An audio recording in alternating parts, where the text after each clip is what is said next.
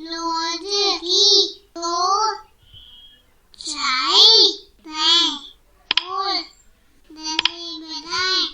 दोस्तों, आज मेरे पास कुछ सामान हैं जो मैं मार्केट से ख़रीद कर आई हूँ और साथ ही है यह डिब्बा जिसमें हैं कुछ पैसे यानी सिक्के।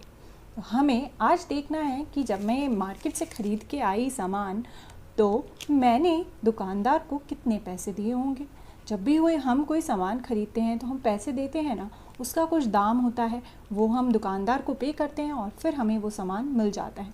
तो चलिए देखते हैं कि इस डिब्बे में जितने सिक्के हैं उससे हमें ये सामान ख़रीदना है आज, और हर सामान की कुछ कीमत है।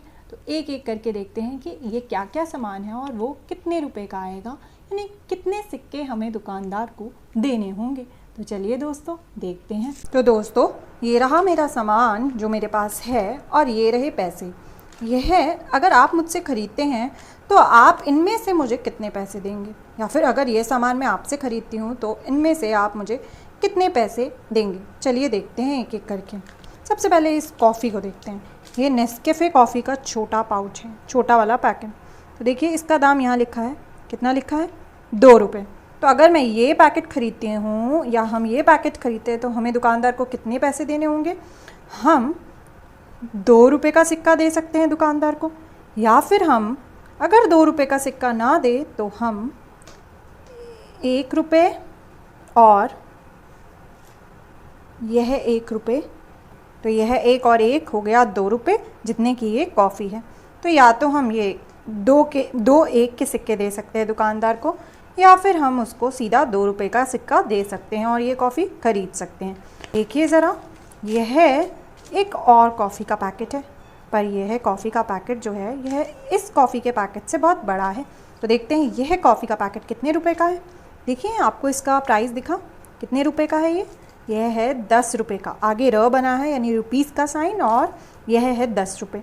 तो यह कॉफ़ी का पैकेट 10 रुपये का है। तो हमें दुकानदार को कितने पैसे देने होंगे।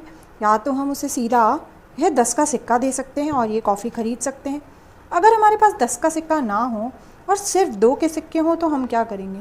तो हम 2 के 1, ये 2 हो गया, 1 2, ये हो गए 3 4 5 6 7 8 और 9 10।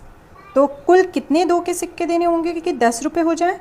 1 2 3 4 5 6 7 8 9 10, ये कुल 10 रुपये तो हो गए। पर कितने 2 के सिक्के हुए, 1 2 3 4 5, यानी हम दुकानदार को 2 रुपये के 5 सिक्के देकर भी ये कॉफ़ी का पैकेट ख़रीद सकते हैं, या फिर हम 1 रुपये के 10 सिक्के देकर भी ये कॉफ़ी का पैकेट ख़रीद सकते हैं।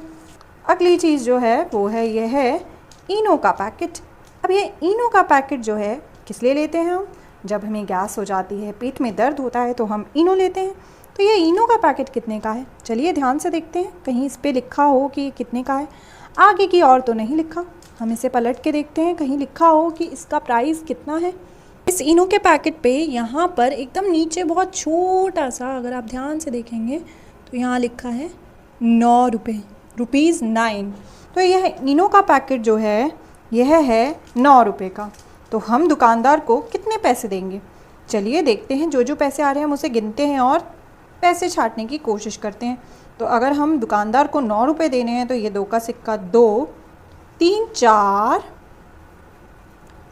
5 6 रुपये हो गए, 7 8 8 रुपये। तो 4 जो हैं 2 के सिक्के 8 रुपये हो गए। अब कितने बचे, 8 के बाद आता है 9, तो 1 रुपये और देना है हमें। तो हमने 1 का सिक्का और दे दिया, तो कितने दिए हमने, 4 तो 2 के सिक्के और 1 रुपये का सिक्का। तो ये पूरे कितने हो जाएंगे, 1 2 3 4 5 6 7 8 9 रुपये पूरे हो जाएंगे। या फिर अगर हम दुकानदार को 5 रुपये का सिक्का दें, और कितने हमें देने होंगे, 2 का सिक्का गिनते हैं, देखते हैं, 5 6 7 8 9, तो यह हो गए 9 रुपये पूरे। तो ये कितने पैसे हुए, 5 का 1 सिक्का और 2 के 2 सिक्के हो गए, कुल मिला के 9 रुपये। तो हम इस इनो को ये पैसे देकर ख़रीद सकते हैं।